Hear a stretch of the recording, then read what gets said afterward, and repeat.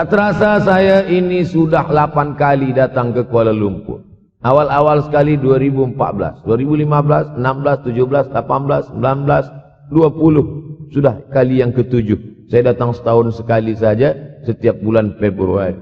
Bulan Februari datang. Rupanya dah yang ke-7 kali. Bulan Februari. Ini saya bagi tahu supaya kita semua faham. Saya datang bulan Februari supaya tak datang balik, datang balik, datang balik, datang balik. Sekali datang dari tarikh 2 hingga 9. Pusing, pusing, pusing, pusing, balik. Rupanya sudah kali ke-7, ke-8 kali datang menyampaikan tazkirah. Tak terasa. Dulu saya datang kemari belajar di UKM tahun 2003. Sekarang sudah 2020. 17 tahun. Tak terasa. Yataqarabuz zaman. Tanda-tanda kiamat, fitnah akhir zaman sudah dekat adalah yataqarabuz zaman, kata Nabi SAW. Waktu tak terasa. Tak terasa. Tak terasa dah engkau dah datang. Tak terasa waktu begitu cepat engkau sudah datang saja nak menagih hutang. Orang berhutang ni pun rupanya tak terasa juga orang datang. Yang memberi pinjaman pula terasa lama betul. Apakah beza antara 5 minit dulu dengan 5 minit sekarang? Sama. Apakah beza antara 24 hours, 24 jam dulu dengan 24 jam zaman Nabi dengan 24 jam zaman sekarang? Sama. Tak ada beza. Mataharinya sama, bulannya sama, buminya sama. Yang berkeliling mengelilingi matahari sama. Apa yang membuat berbeza? Apa yang membuat zaman itu yataqarabuz zaman? Ada hal-hal yang membuat kita sibuk. Dulu tak ada google.com. Dulu tak ada Facebook, dulu tak ada Twitter, dulu tak ada BBM, dulu tak ada Instagram. Sekarang waktu habis. Bila kita tanya orang mana yang lebih lama, 5 minit atau 50 minit, semuanya sepakat mengatakan 50 menit lama, 5 menit kejap. Saya tanya 2 kali, pelajar-pelajar, penuntut-penuntut, mana yang lebih lama, 5 menit atau 50 menit? Semuanya berkata 50 menit lebih lama daripada 5 minit. Lepas tu saya balik. Mana yang lebih lama? 5 minit menunggu azan maghrib bulan puasa. 50 menit status FB, Instagram. Oh, lebih lama 5 minit menunggu azan maghrib. 5 minit menunggu azan maghrib bulan puasa macam-macam mati jam. 50 menit hilang waktu tak terasa. Itu menunjukkan hadis Nabi itu. Semakin saya baca hadis Nabi, makin kuat keyakinan saya, makin kuat iman saya, makin hilang keraguan saya bahwa yang berbicara ini bukan manusia biasa, tapi dia dapat wahyu dari Allah. Wa ma yantiqu 'anil hawa in huwa illa wahyun yuha, melainkan wahyu dari Allah Subhanahu wa taala. Yataqarabuz zaman. Masa begitu cepat berlalu tak terasa. Sebulan seperti sepekan, sepekan seperti sehari, sehari seperti sesaat. Akhirnya kita pun kehilangan waktu, habis. Saya Ustaz Abdul Samad, memang zaman ni tak terasa cepat betul. Rasa-rasa kejap, dah bulan Ramadan. Tak terasa baru saja Idul Fitri, dah masuk pula lagi. Masya Allah, begitu cepatnya masa berlalu. Maka jangan sampai semakin saya baca hadis ni, semakin kuat keyakinan saya bahwa Nabi Muhammad sallallahu alaihi wasallam mendapat wahyu dari Allah Subhanahu wa taala. Semakin kuat keyakinan dan keimanan. Kenapa? Seandainya Nabi berkata zaman nanti di akhir zaman itu semakin cepat, semakin dekat, semakin berlalu tak terasa. Tapi kemudian zaman yang kita lalui tak sama seperti yang dikatakan Nabi. Mungkin datang juga keraguan dalam hati. Betulkah ini? Tapi ternyata 1441 tahun lampau, 1440 tahun yang lalu Nabi mengatakan, dan hari ini terbukti zaman begitu cepat berlalu. Masya Allah, tabarakallah. Hari inilah ditemukan internet, hari ini datang television, hari ini datang WhatsApp, hari ini datang yang melalaikan kita daripada Allah Subhanahu wa taala. Sehingga waktu datang sembang-sembang, cerita-cerita, tengok ini, update ini, tulis ini, tengok ini, pandang ini. Habis waktu berlalu. Padahal waktu inilah yang akan ditanya oleh Allah Subhanahu wa taala. 6 kali Allah bersumpah demi waktu. Terbit fajar. Wal fajri wa layalin nashr. Masuk waktu subuh. Was subhi idza tanaffas. Masuk waktu duha. Wadduha wal-laili idza saja. Masuk waktu siang. Wan-nahari idza tajalla. Masuk waktu asar. Wal asri innal insana lafi khusr. Masuk waktu malam. Dua kali Allah bersumpah demi waktu malam. Wal-laili idza saja. Wal-laili idza yaghsha. Kenapa hadis ini yang Ustaz bahaskan? Kami nak mendengar hadis tentang Dajjal dah lahir atau belum? Dajjal dah hadir. Mana bukti Dajjal dah hadir? Kurma bisan tidak lagi berbuah. Bila kurma bisan tidak berbuah, Dajjal dah nak datang. Kurma bisan sekarang sudah berkurang, tak berbuah. Lalu kemudian apa lagi? Ain Zuhar, mata air dari Ain Zuhar sudah kering. Sudah kering. Oleh sebab itu, tapi manakala dulu datang Habib Umar bin Hafiz, saya hadir majelis itu, adalah seorang bertanya, Habib, ya, Imam Mahdi dah lahir atau belum? Saya tengok, Habib menjawab, sepertinya dia macam tak suka pertanyaan. Kata dia, kita tak perlu mencari-cari dia dah lahir atau belum, kampung dia di mana, dia lahir di hospital mana, dia tak perlu. Yang perlu kita siapkan adalah iman dan takwa pengetahuan kita, supaya kita jangan sampai terkecoh, supaya kita boleh membezakan mana hak, mana batil, mana betul, mana salah, mana lurus, mana bengkok, mana hitam, mana putih. Sehingga dengan istiqomahnya kita beribadah ini, kita boleh membezakan mana Al-Masih yang original, yang asli, mana Al-Masih Ad-Dajjal. Makanya tadi sebelum salam kita berkata, Allahumma inni a'udzubika min azabi jahannam, wa min azabil qabri, wa min fitnatil mahya wal mamat, wa min syarri fitnatil masihid Dajjal. Membaca, menghafaz 10 ayat di awal surah Al-Kahfi. Siapa yang menghafaz 10 awal ayat, hadis lain mengatakan 10 akhir. 10 awal, 10 akhir, elok dua-duanya. Tapi Masya Allah, tabarakallah, anak-anak kita yang pakai jubah, pakai sorban putih ini, daripada tahfiz Quran, mereka tidak hanya menghafaz 10 awal, 10 ujung, dari awal sampai ujung dia hafaz. 30 juzuk dia hafaz. Mudah-mudahan anak-anak kita penghafaz Al-Quran. Allahumma ja'al abna'ana wa banatina min huffazil Quran wal hafizat. Jadikan anak-anak kami menjadi para penghafaz Al-Quran, ya Allah, supaya selamat dia daripada fitnah Al-Masih Ad-Dajjal. Tapi saya pilihkan hadis tentang yang 5 ini. Dengan 5 ini kalau kita amalkan, insyaallah Allah akan selamatkan kita dari fitnah akhir zaman ini. Yang pertama, manfaatkan waktu, kerana waktu di akhir zaman ini yataqarabuz zaman. Kerana waktu semakin dekat tak terasa, hilang, berlalu. Maka isilah waktu ini dengan ibadah.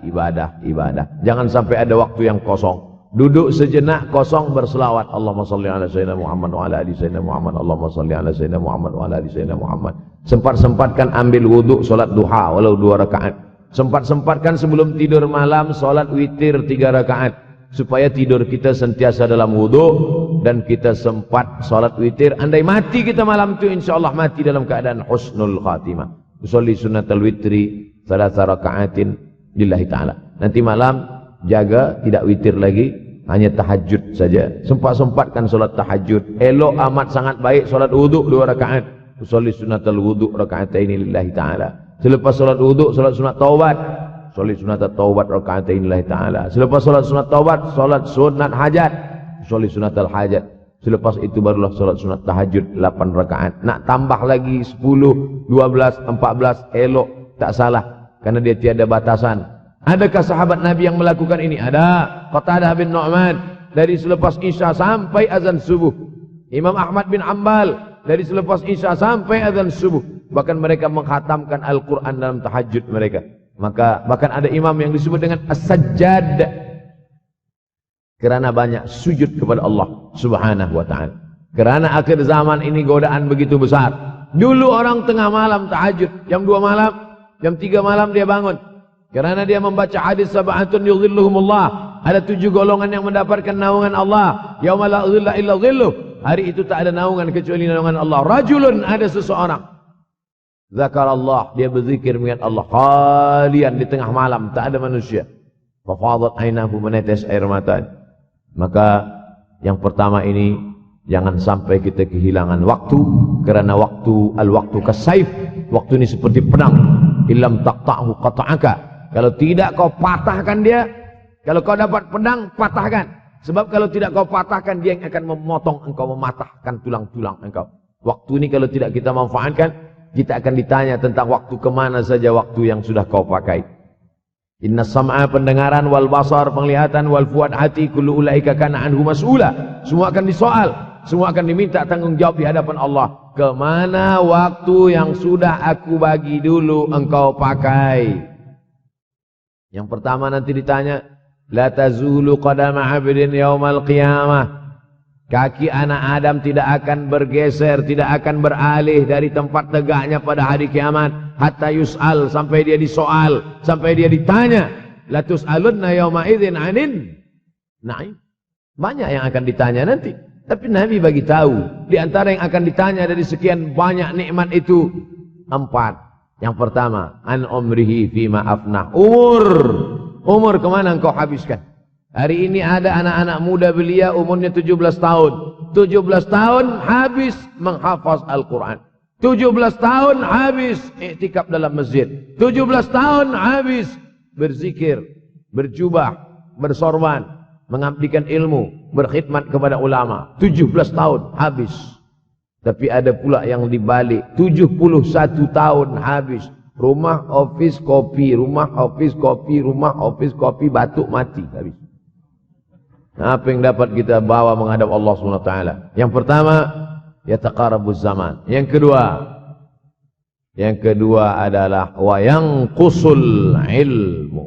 Ilmu semakin berkurang. Kalau sudah ilmu berkurang, apa yang bertambah? Jahil.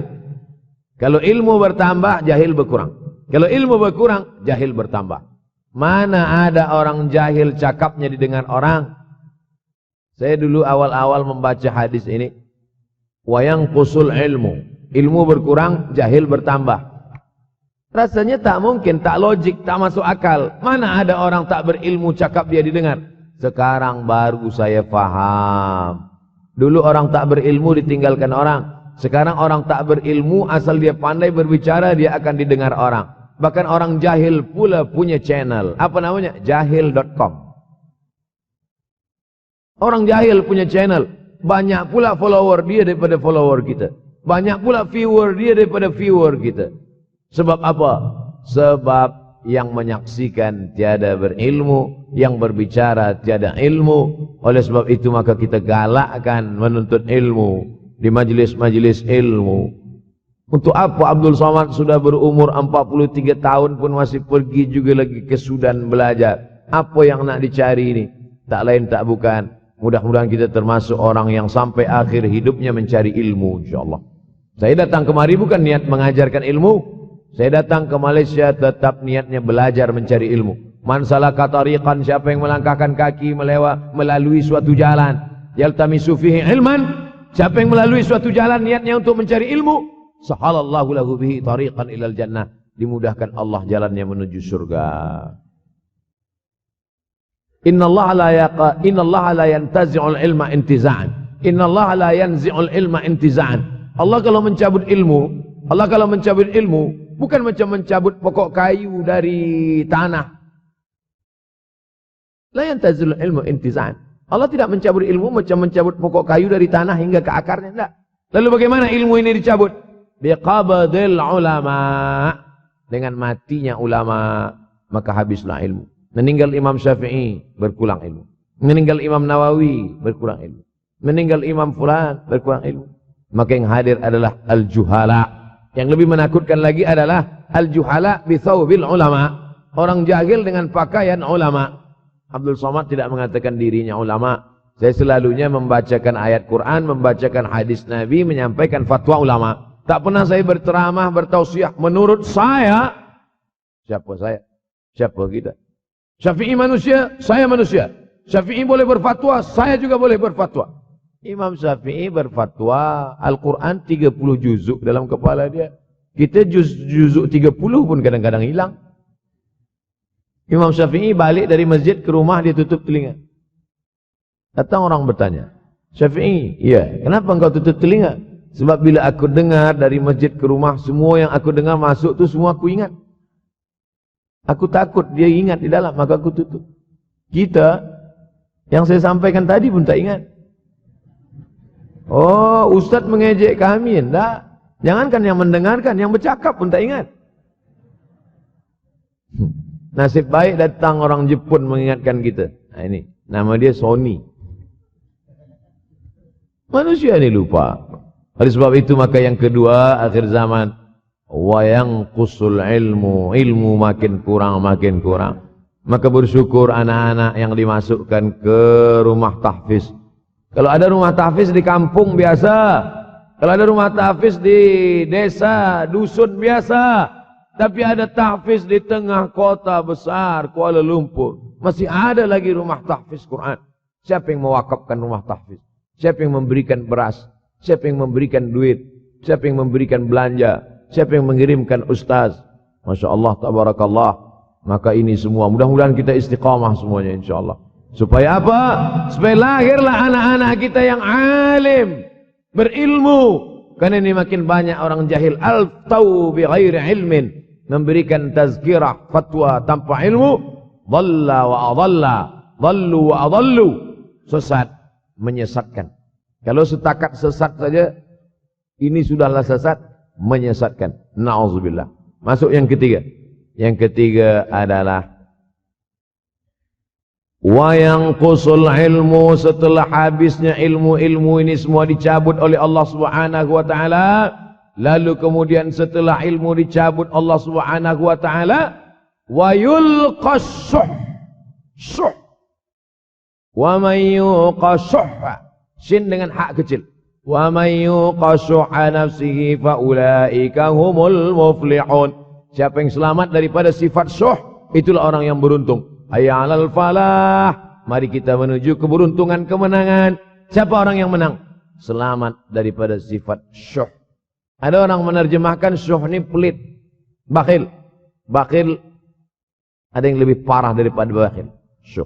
Bakhil ini, bakhil tidak ingin memberikan uangnya untuk orang lain. Itu bakhil.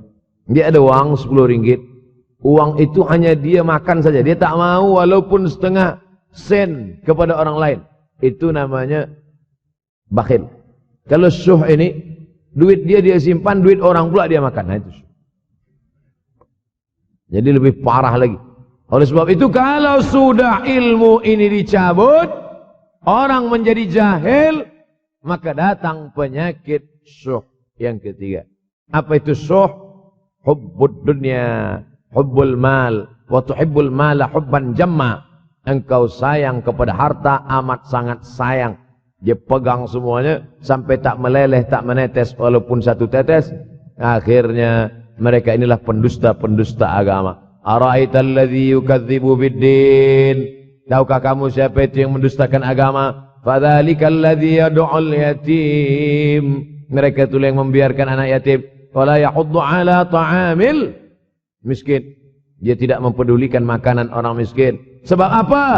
Bukan sebab tak ada harta, sebab syuh. Kenapa syuh? Sebab tak ada ilmu. Tak ada ilmu tentang akhirat. Dia pegang, dia simpan, mati, habis. Yang dia bawa hanyalah 1, 2, 3 helai kain kafan saja. Itulah mengapa Sultan Turki, Sultan Muhammad Al-Fatih, Sultan Abdul Hamid, coba tengok gambar Sultan Muhammad Al-Fatih, Sultan Abdul Hamid Turki dulu. Sorban dia besar-besar. Saya dulu terkejut, lama saya tengok, kenapa sorban orang Turki ini besar-besar? Lama-lama saya baca, rupanya sorban orang Turki itu kain kafan. Tuan-tuan, balik dari sini, beli kain kafan 2 meter, ikatkan kepala, bawa sembahyang, supaya ingat mati. Bolehkah menyiapkan kain kafan? Baca kitab Tambihul Mughtarrin, peringatan bagi orang-orang yang tertipu. Di situ ditunjukkan banyak ulama, bahkan mereka menggali tanah di dalam rumahnya. Malam-malam dia tahajud, selepas tahajud dia duduk di dalam tanah itu supaya terasa bagaimana rasanya mati. Gali tanah 2 meter, masuk ke dalam. Tapi kalau nak buat itu kita saja dengan Allah. Jangan pula, banyak juga orang sekarang udah gali tanah masuk ke dalam, streaming pula. Hai guys, nak rasakan mata, mana boleh terasa. Kita saja masuk ke dalam. Rasakan macam mana rasa. Sebab kalau cakap saja, marilah kita ingat mati, takutlah kita pada mati. Kita tak tahu bagaimana rasa mati. Kalau nak merasakan bagaimana rasa mati, nanti kalau ada orang mati meninggal dunia, masuk kita ke dalam. Kita sambut jenazah, kita letakkan, kita duduk, rasakan. Ketika Fatimah meninggal, Fatimah mak Sayyidina Ali meninggal, Nabi masuk ke liang lahat. Masuk Nabi ke liang lahat. Nabi berdoa di dalam. Ketika Utsman bin Maz'un meninggal, Nabi masuk ke dalam. Nabi pegang jenazah Utsman bin Maz'un. Meleleh air mata Nabi turun ke misai, turun ke janggutnya, turun menetes sampai ke bawah. Merasakan bagaimana rasanya di dalam. Dulu saya pernah berjumpa dengan seorang pemuda, telinga dia pakai anting subang. Lalu kemudian saya tengok banyak tato dia. Saya tanya, macam mana cerita awak bertaubat dulu? Mak saya meninggal, Ustaz Abdul Somad. Lepas tu saya tegak di tepi kubur. Macam ada yang menolak saya dari belakang, masuk saya ke dalam. Masa masuk itulah terasa sejuk di kaki. Datang rasa takut saya. Makanya kalau ada orang yang sudah kita bagi tazkirah, bagi nasihat, tak juga. Nanti ada orang meninggal, bawa dia agak dekat. Senggolkan sikit, jatuh. Gitu caranya supaya kita terasa mati ini. Supaya apa? Hilangkan penyakit syuh. Cinta harta, takut mati, dan membuat kita menjadi bakhil, pelit. Na'udzubillah. Rabbana ya Rabbana, Rabbana ya Rabbana, Rabbana ya Rabbana, Rabbana ya Rabbana, Rabbana ya Rabbana.